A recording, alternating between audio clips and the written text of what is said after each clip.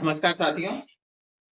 कुछ दिन पहले अभी न्यूज में आप लोगों ने एक खबर सुनी होगी, समाचारों में भी ये मुद्दा आया था कि राजस्थान के एक बीजेपी भारतीय जनता पार्टी जो है उनके एक पदाधिकारी किरोड़ी लाल मीना जी ने ये प्रेस कॉन्फ्रेंस में ये कहा कि उनका फोन जो है वो टैप किया जा रहा है।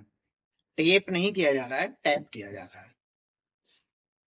फिर उसके बाद पार्टी ने उनको कारण बताओ नोटिस जारी किया और उसके बाद उन्होंने फिर ये जवाब दिया कि आ, जो है ये गलती से मतलब मुझसे निकल गया मेरे मुंह से। नेता तो बात बदल ही देते हैं अपनी, तो निकल गया मेरे मुंह से गलती से और ऐसा कुछ नहीं है। तो आप लोग वैसे ज्यादातर लोगों को इसके बारे में इस संबंध में पता होगा कि भाई फोन टैपिंग क्या होती है। उसी के कुछ पहलुओं पर आज हम बात करेंगे कि आखिर फोन टैपिंग क्या होती है, कैसे होती है, कौन इसके लिए अधिकृत है, और अगर आधिकारिक रूप से की जाती है तो उसका क्या तरीका होता है, और जो दूसरे तरीके से की जाती है मतलब आप इलीगल तरीके से अगर करते हैं तो उसके लिए क्या तरीका होगा। चलिए शुरू करते हैं। तो साथियों देखिए, सबसे पहले हम ये समझते हैं कि आखिर फोन टैपिंग होती क्या है।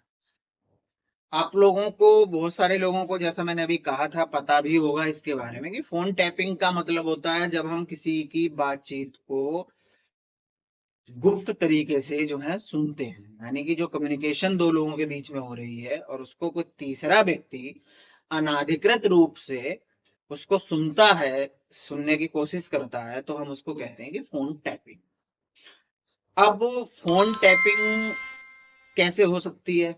तो देखिए, इसके लिए जो है या तो आप जो कम्युनिकेशन जहां से भी हो रही है वहां पर आप जो है कुछ ऐसा कर दें कि आप रिकॉर्ड कर सकें, या आप दोनों में से किसी एक के फोन में ऐसा कुछ कर देंगे रिकॉर्ड, जैसे आपने फिल्मों में भी देखा होगा पुरानी, कि वो माइक्रोफोन छुपा देते थे रिसीवर के अंदर, जो लैंडलाइन फोन होते थे। तो इस तरीके की चीजें हैं, इनसे फोन टैपिंग होती है।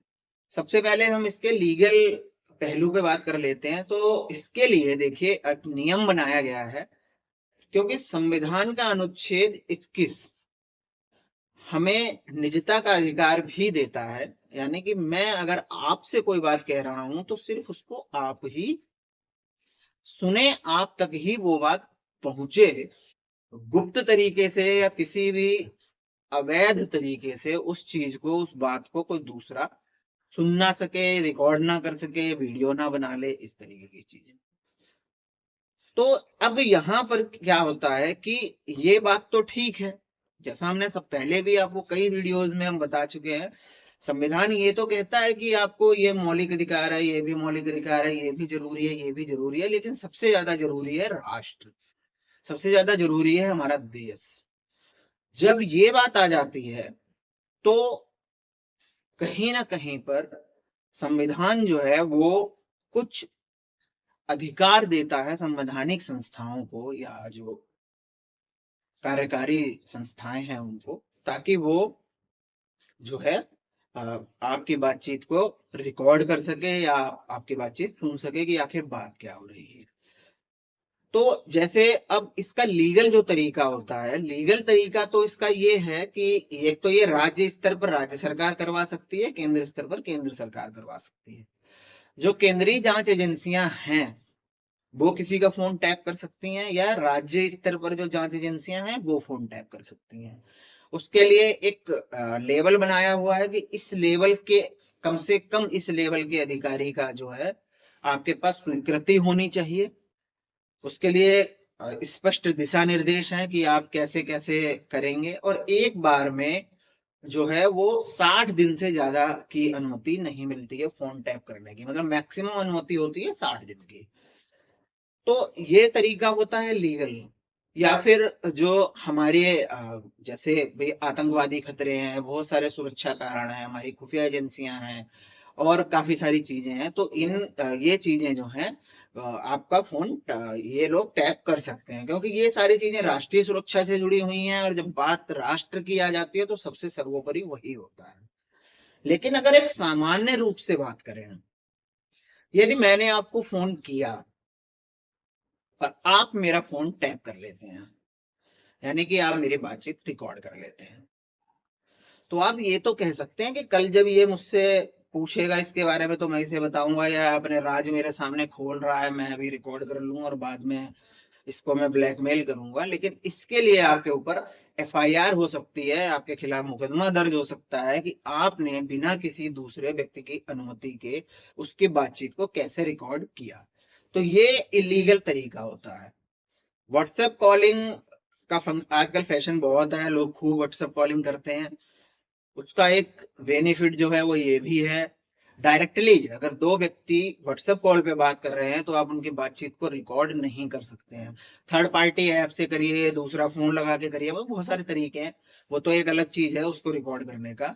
इवन आप बिना बताए किसी की, जैसा मैंने अभी कहा भी, कि आप बातचीत भी रिकॉर्ड नहीं कर सकते हैं। अगर दो लोग फोन पे बात कर रहे हैं तो उन दोनों लोगों में से कोई व्यक्ति उस बातचीत को रिकॉर्ड नहीं कर सकता। आप लोगों ने देखा होगा ज्यादातर लोगों की आदत होती है कि मोबाइल, खासकर आज के समय में, कि मोबाइल को ऑटो रिकॉर्डिंग पर डाल देते हैं और वहां आपकी बातचीत जो है रिकॉर्ड होती रहती है। तो ये जो है तरीका गलत है।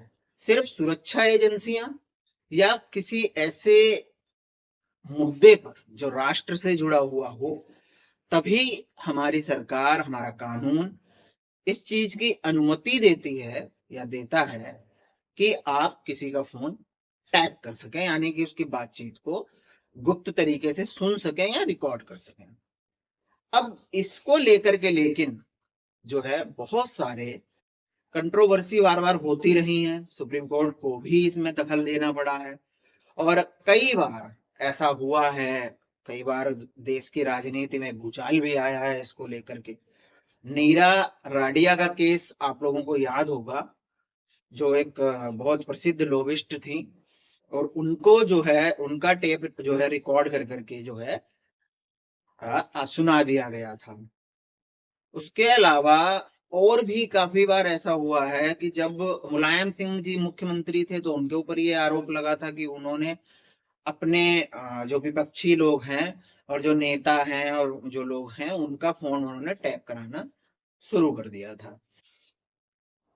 प्रणब मुखर्जी जी जब रक्षा मंत्री थे या शायद विदेश मंत्री थे, कंफर्म नहीं है मुझे, तो एक बार तब भी ये हुआ था कि उनका फोन जो है रिकॉर्ड हो रहा था। तो उनका जो फोन, ऑफिस, टेबल वगैरह वगैरह सब जो है हमारी जो सिक्योरिटी एजेंसीज हैं उन्होंने चेक किया था, हालांकि ऐसा कुछ मिला नहीं। तो ये इस तरीके की चीज आई। अब राज्य सरकार या केंद्र सरकार के ऊपर इस तरीके का इल्जाम क्यों लगता है? इन लोगों के ऊपर इल्जाम लगाने के पीछे जो कारण है वो यही है कि अपने विरोधियों की बातचीत सुनना, उनकी बातचीत को जानना, आखिर ये लोग क्या कर रहे हैं, कैसे हो रहा है, कब हो रहा है। तो जब बात यहाँ पर आ जाती है कि आप देश हित में कोई कार्य, जैसे मान लीजिए मुझे पता है कि इस इलाके में जो है कहीं पर 5 आतंकवादी ठहरे हुए हैं, तो भारतीय सेना या भारतीय पुलिस, किसी भी स्टेट की पुलिस होगी, मतलब जिस स्टेट की बात होगी उस स्टेट की पुलिस होगी, या कोई पैरामिलिट्री फोर्सेज है, तो वो लोग उस चीज को रिकॉर्ड करने की कोशिश करेंगे, टाइप करने की कोशिश करेंगे कि हम बातचीत सुन के ये पता लगा पाए कि आखिर ये करने वाले क्या है, इनकी प्लानिंग क्या है, होने वाला क्या है। तो वहां तक तो वो चीज ठीक है। लेकिन जब यही बात यहाँ पर आ जाती है कि व्यक्तिगत संबंधों में, निजी संबंधों में या निजी रूप से आप जब इस तरीके की चीजों को करते हैं, तो फिर जो है वो दिक्कत वाली बात आ जाती है। सुप्रीम कोर्ट का भी जो है कई बार इसमें दखल देना पड़ा और उसने भी यही कहा कि भाई देखिए, एक व्यक्तिगत रूप से किसी व्यक्ति की निजता का अधिकार जो है एक मौलिक अधिकार में ही आता है, और ये उसका अधिकार है कि आप उसकी निजता को, गोपनीयता को बनाए रखें। जाहिर सी बात है, अगर मैं कोई बात आपसे कह रहा हूं तो मैं सिर्फ आपसे कहना चाहता हूँ, मैं बाकी 4 आदमियों से तो वो बात कहना नहीं चाहता। अगर मुझे 50 आदमियों से कोई बात कहनी होगी तो मैं 50 आदमियों से कहूंगा। अब मैं चाहता हूं कि मेरा ये वीडियो जो मैं आप लोगों के लिए बना रहा हूँ, ये वीडियो दुनिया देखे, तो मैंने इसको पब्लिकली यूट्यूब पे अपने चैनल पे डाला हुआ है। लेकिन अगर कोई ऐसी चीज जो रिकॉर्ड करके मैं चाहता हूं कि सिर्फ मेरा दोस्त ही देखे या मेरे दोस्त ही सुने और उसको कोई तीसरा व्यक्ति सुन ले, तो ये तो फिर निजता का अधिकार जो है मेरा, उसका हनन है सीधा सीधा। यही चीजें होती हैं। राजनैतिक रूप से इन सब चीजों का बहुत ज्यादा जो है इस तरीके की चर्चाएं होती रहती हैं, ये इल्जाम लगते रहते हैं कि सरकार फोन टैप करा रही है, कई बार संसद में भी ये मुद्दा उठ चुका है। ये चीजें चलती रहती है। आप लोगों को एक और याद होगा कि जो इजराइल की कंपनी है पेगासस, स्पाईवेयर सॉफ्टवेयर बनाती है पेगासस, और पेगासस जो है वो, हालांकि पेगासस का जो काम है, मतलब पेगासस जो है वो सिर्फ उसके जो, मतलब उसके जो कस्टमर हैं वो गवर्नमेंट ही होती हैं, उन्हीं को जो है वो बेचती है अपना सॉफ्टवेयर। लेकिन तब भी ये मुद्दा काफी ज्यादा उठा था कि भारत सरकार ने भी पेगासस खरीदा है और भारत सरकार नेताओं का, मंत्रियों की और बाकी लोगों की जासूसी करवा रही है, इस तरीके की चीजें। पेगासस की सफाई भी आई थी कि व्यक्तिगत रूप से हम किसी को नहीं इस तरीके से बेचते हैं। तो ये भी इसी तरीके का एक स्पाईवेयर है। आपके नंबर पर एक सिंपल सा मैसेज आएगा, या आपके नंबर पे कोई लिंक आएगा या कोई फाइल आएगी, आप जस्ट ओपन कर देंगे और आपका रिकॉर्ड होना शुरू हो जाएगा। आजकल का जो युग है डिजिटल युग है, तो डिजिटल युग में जो है ये चीजें वैसे भी बहुत ज्यादा आसान है, लेकिन एक जो तरीका है इसका, मतलब आधिकारिक रूप से तो आप कर ही नहीं सकते किसी के साथ।